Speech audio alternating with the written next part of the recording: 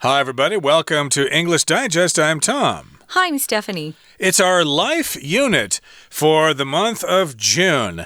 With life, we are alive, and therefore we're able to listen to this program. Isn't life great? Well, it is good to be alive. That is a good piece of news. We're going to be talking about flags from different countries, flags of the world. There are a lot of these flags I've actually never seen before. We're going to look at some interesting flags and the symbols that you find on those flags. We're going to read through day one and then we'll be back.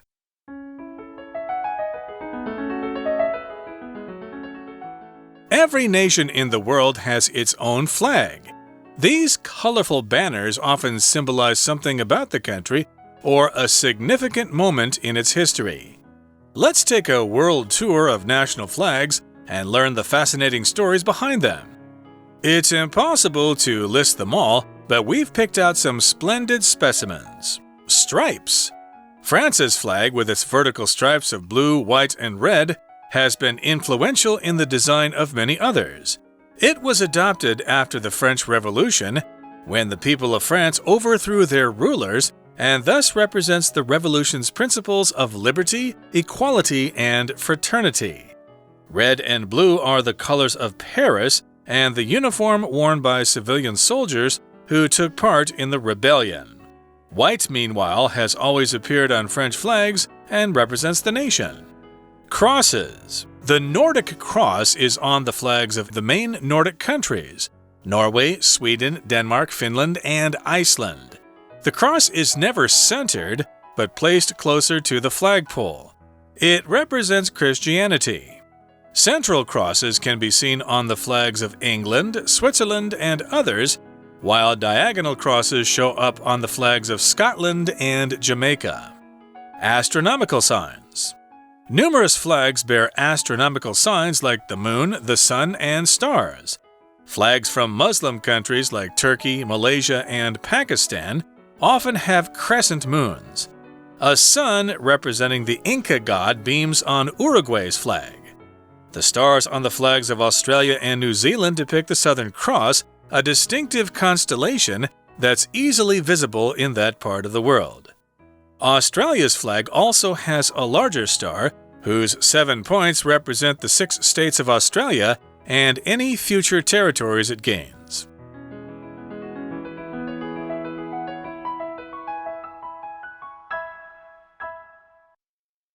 Okay, everybody, it's time for us to explain the contents of our lesson for today. We are talking about flags. A flag is a piece of cloth that flies in the wind. It's usually on top of a flagpole, and it represents some kind of political entity, okay? Most of the times it represents a country, but it could represent other things, like there are state flags in the USA, provincial flags in Canada, and I believe there are prefectural flags in Japan. Yeah, we've got flags for a lot of different things. When I was growing up, I had a group of friends, and my grandpa had built a playhouse in the backyard that was big enough for little kids to sit in, and we had our own flag.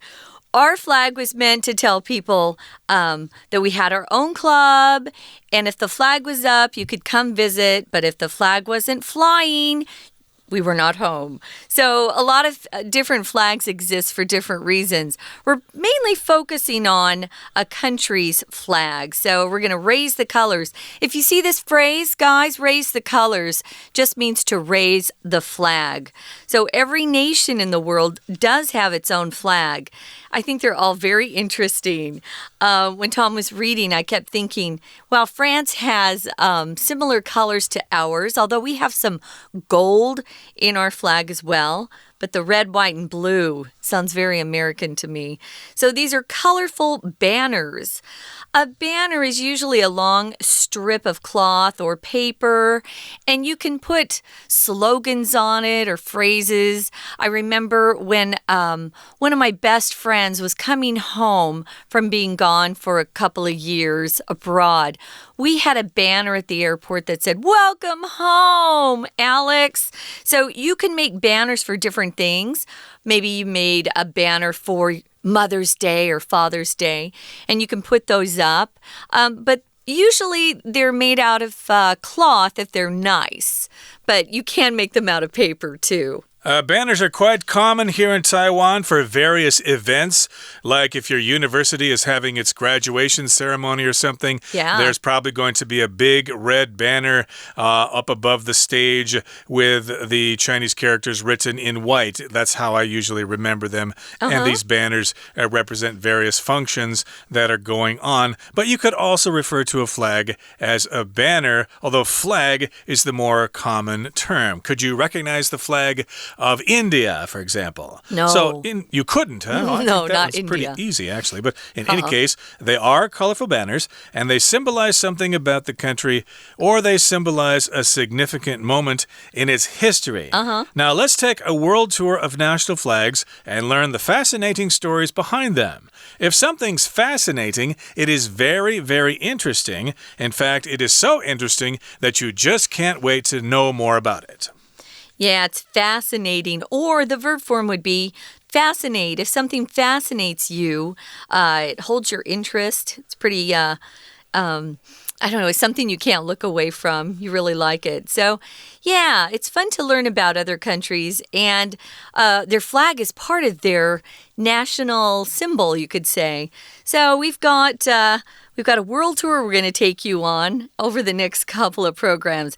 It's impossible to list all the countries and their national flags and all the stories behind them, but we've picked out some splendid specimens.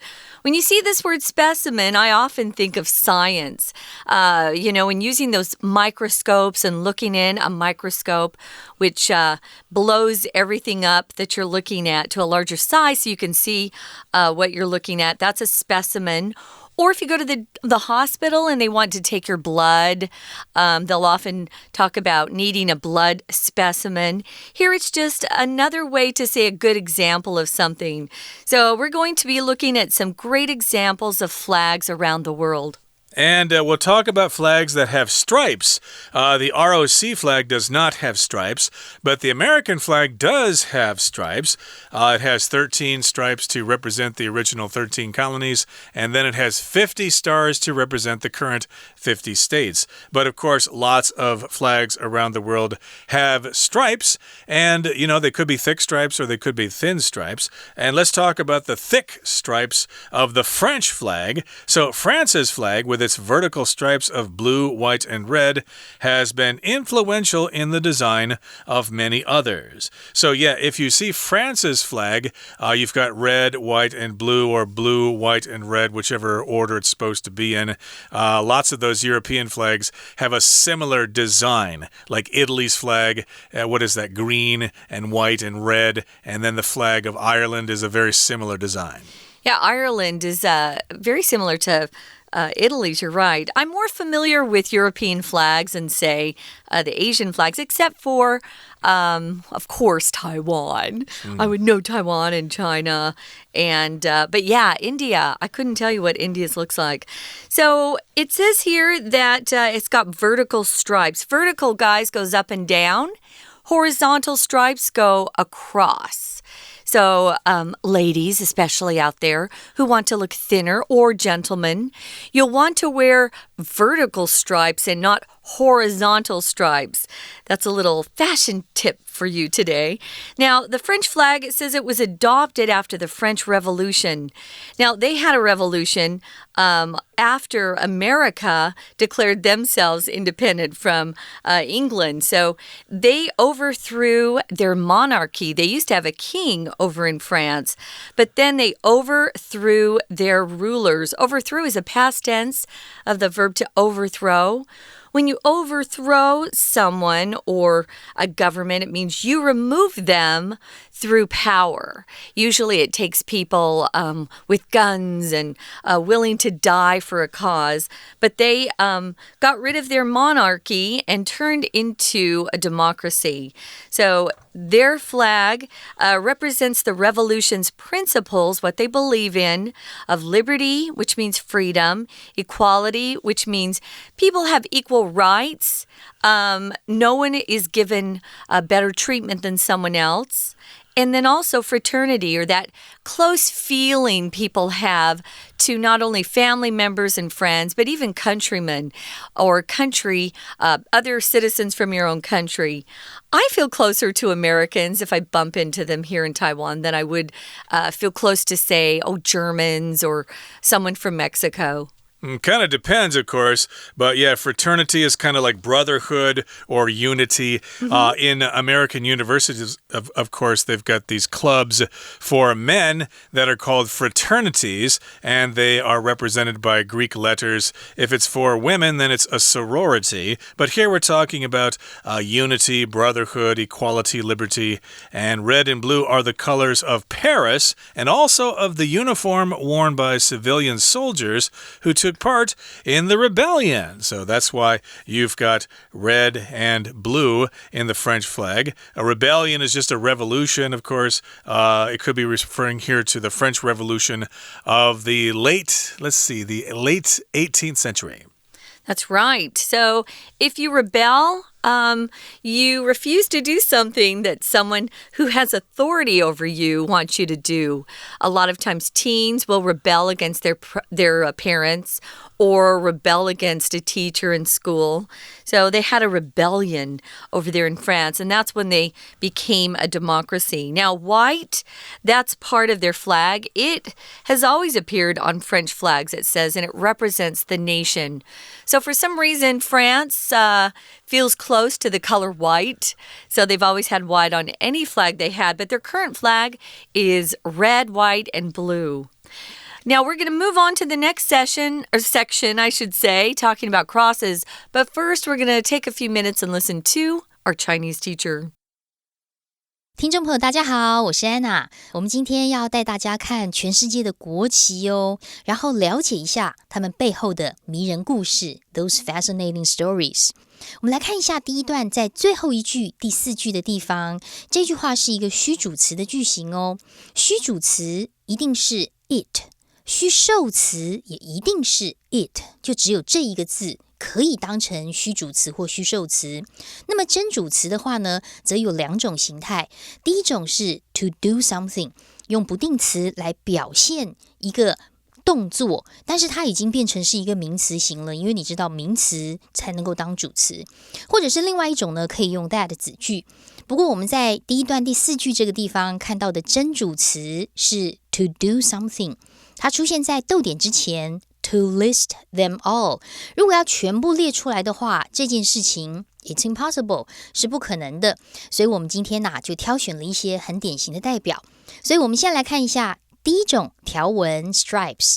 像法国的国旗就还蛮经典的，法国的国旗上面有蓝色、白色、红色这些垂直的条纹 vertical stripes。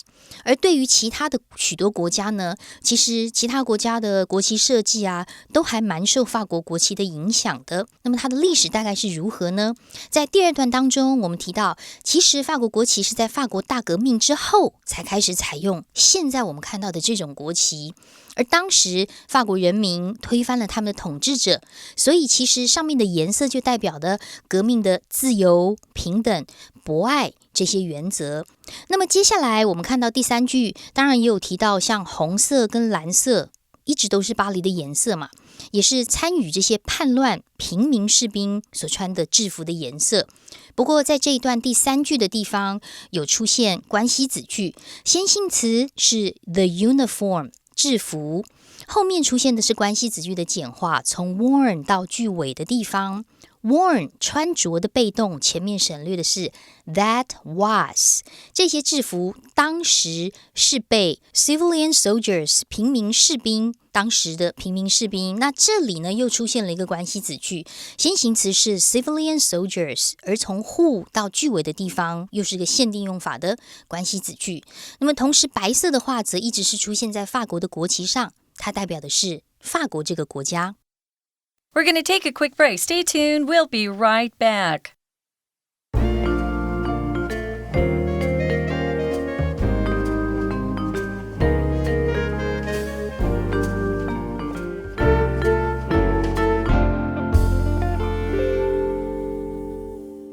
A Okay, let's continue to talk about national flags.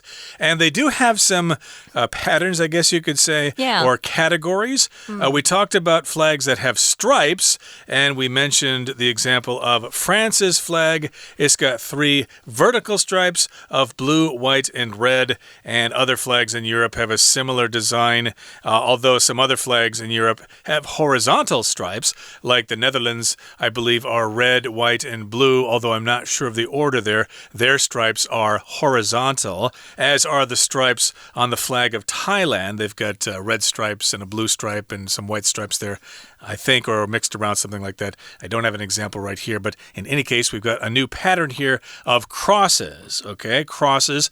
And usually the cross represents Christianity, and the Nordic Cross is on the flag of the main Nordic countries, which are Norway, Sweden, Denmark, Finland, and Iceland. So those are the Scandinavian countries, also referred to as the Nordic countries, the northern countries of Europe. Yeah, Nordic refers to Scandinavian countries, as Tom said. It's in Northern Europe. The cold countries, I call them. Those are great places to visit, though. If you get a chance, you should definitely go. I have never been to Iceland. I would love to go. So the cross that we're talking about is never centered. If you center something, you put it in the middle of whatever you're talking about. So the cross isn't in the middle or in the center. It's placed closer to the flagpole. A flagpole is that long pole that a flag usually is flown from. So it represents Christianity. That's what that particular cross represents. So central crosses can be seen on the flags of England, Switzerland, and others, while diagonal crosses show up on the flags of Scotland and Jamaica. I think I'd recognize Scotland's, but not Jamaica. I don't remember seeing their particular flag. Oh, it's got a yellow cross, and then it's got green and black. I know it was green. I remember the green part, yeah. So these are just some of the different styles or patterns on national flags around the world. Moving on, we've got astronomical signs. So interesting that some countries would put those on their flags. Indeed. So these, of course, are signs that are in the sky. Astronomical refers to astronomy, which is the study of the universe, of stars, galaxies, black holes, cosmic rays, all that fun stuff. And numerous flags bear astronomical signs like the moon, the sun, and stars. Like the ROC flag, of course, has a sun on it. Of course, that's very obvious. I think, is it the state flag of Arizona in the United States? We have a sun on ours. Yeah, it's right in the middle. There's a big star there. Well, it's because we have a lot of heat and sun almost every day. 365 days. I bet we have the sun maybe 345 days a year. Ooh, that's hot. Too much. That would be great for solar power, but that's a state flag, actually. But we're talking about national flags here. So, yes, lots of flags, numerous, many flags have astronomical signs, which would include the moon, usually a crescent moon, or the sun, of course, like Japan's flag has the sun in the middle of it, and also stars, which we'll get to in a second here. So let's talk about some Muslim countries here. Muslim countries like Turkey, Malaysia, and Pakistan, and some others. I think Tunisia is the same way. They often have crescent moons. Okay, so if the country has a majority population of Muslims, then their flag probably is going to have some Islamic symbol on it. So you're going to see that crescent moon and then probably a star along with it. So yes, countries like Turkey, Malaysia, and Pakistan will have crescent moons. A crescent is, how would you describe that? Maybe like a quarter moon or something? Well, have you seen that pastry called the croissant that was invented in France? It's kind of that shape. Kind of looks like the shape of a banana, right? Okay. And I would say it's less than a quarter of a moon. Yeah. Sounds about right. Right. So, yeah, these flags will have crescent moons and probably a little star there as well. And let's go down to South America here. There's a sun representing the Inca god, and that beams on Uruguay's flag. Now, Uruguay here is the American pronunciation. If you're from there, I suppose you'd say Uruguay because it's a South American country and they speak Spanish there. But I guess since we're speaking American English here, we'll say Uruguay. I'm sure the people there won't mind you saying that. And yeah, check out their flag. It's got a really cool Inca sun god beaming on that flag. So to beam here is to shine brightly like the sun. It also can mean that you're smiling at somebody, you're very happy. If you beam at someone, it just means you're giving someone a really happy smile. You wouldn't beam at anyone that you're angry with. Or angry at. The Incan people were a civilization long ago that lived down in South America, Central America, but they are no longer around. They are completely gone. They killed each other off. So this sun god smiles upon the people as they look upon the flag in Uruguay, or if you want to say that Spanish pronunciation is Uruguay, so it's very different. Now, the stars on the flags of Australia and New Zealand, what's on their flags? They've got stars, like a lot of countries. Those stars depict the Southern Cross, and that's a distinctive constellation that's easily visible in that part of the world. Remember, they're in the Southern Hemisphere. If you depict something, could be because you're drawing something that looks like something else. Oftentimes in storybooks, the artist will depict what the story is about. Or maybe you've got an actor on stage who's depicting a particular character in a movie or a play. You can depict things that way. Or just describing something is a way to depict something else. So these stars on the flags of Australia and New Zealand, they depict what we're calling the Southern Cross. And if you have studied astronomy at all and have looked out into the skies at night, if you're in the right place at least, I can't see the Southern Cross where I grew up, but if you're in the right area of the world, there is a grouping of stars that look like a cross, and that's called the Southern Cross. Notice that Southern Cross is capitalized. It's a proper name. Exactly. So that's a constellation. And from Taiwan, of course, here it's easy to see Orion, the constellation of Orion, or the Big Dipper, which is Beidou Qixing in Chinese. And, of course, Leo, Scorpio. Those are other examples of constellations in the sky. Cool. And, yes, this is a very common and distinctive constellation in the Southern Hemisphere. Sorry, folks, you can't see it from here in Taiwan. No. But you will see a representation of that constellation on the flags of Australia and New Zealand. Of course, the stars are all white on the Australian flag, and then I believe they're red on the New Zealand flag, but the constellation is the same, although I think the number of stars is slightly different.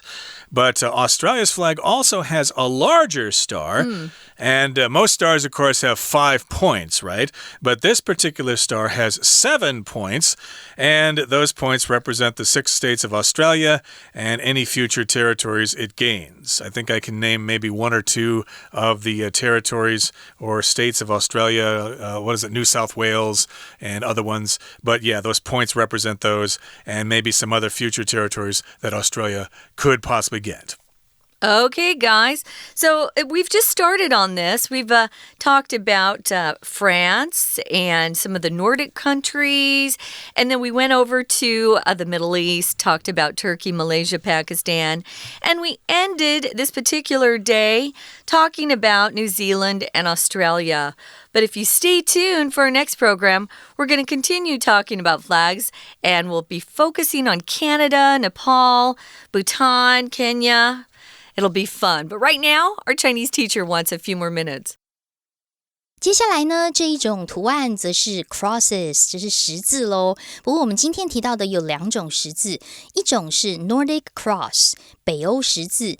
那么这个北欧十字呢，它永远都不是在中央哦，而且通常都是比比较放置在靠近旗杆的那个地方。我们来看一下这一段的第二句，它出现了2个被动。be 动词的 is 之后出现第一个被动 PP is never centered， 都不放在中间。那么 but 之后出现第二个被动 be placed， 被放置比较靠近 flagpole， 也就是旗杆的地方。那么当然这个十字呢就代表一个基督教，而放在中央的十字这是另外一种，可以在英国啦、瑞士啊其他的国家的国旗上面看到。然而在Scotland 苏格兰或者是牙买加的国旗上面则会看到一些对角线的十字。我们在最后一句第4句的地方看到中间逗点之后的 while， 在这里是一个连接词，表示前后的状况是对比对照，然而另外一种情况如何。好，接下来比较常见的一些图案呢，则是 Astronomical Signs 天文符号咯。那这些天文符号大概有哪些呢？像是月亮、星星啊、太阳，我们这样一说，大概你就有印象了。许多国旗上都会有这些天文符号，像是土耳其啊、马来西亚啊，还有巴基斯坦这些 Muslim 的国家呢，他们国旗上面通常都会有 crescent moons 新月形的月亮。那么在乌拉圭的这个国旗上呢，则有一个代表印加神的太阳在照耀着。我们看一下最后一段，这边第3句出现了关系子句哦，而且是简化后的关系子句。先行词是 a sun， 后面 representing 本来是 that represents， 关系子句结尾到 God God 后面这个地方。好，那么接下来还有像澳洲、纽西兰国旗上的星星，则是描绘着南十字星座。南十字星座呢是一个很独特的星座哦。那么在世界上很多的其他地区呢都可以看得到，像是澳洲的国旗还有一个更大的星星，这个星星的7个尖端呢，则代表着澳洲6个州，还有其他它未来可能获得的领土。我们来看一下这段第4句的地方，稍微比较复杂一些。先看到的是有一个同位语，先看到 the Southern Cross 南十字星，而逗点之后 a distinctive constellation 之后的 that 一直到句尾就可以左右括号，它是一个限定用法的关系子句。接下来最后一句第5句的地方也有一个关系子句，但是是补充型的非限定用法。先行词是 a larger star， 逗点之后的 whose 到句尾的地方可以左右括号，它是一个非限定用法的关系子句。以上是我们今天的内容，我们明天还会带大家看更多面国旗哦。我是安娜，我们下次见。Okay, that brings us to the end of our discussion about national flags and their designs. Remember, we talked about flags that have stripes, that have crosses, and that have astronomical signs. And, of course, next time we're going to talk about some more rather distinctive flags that exist in the world. And it's going to be a really good time discussing those things. So please join us then. From all of us here at English Digest, I'm Tom. I'm Stephanie. Goodbye. See ya.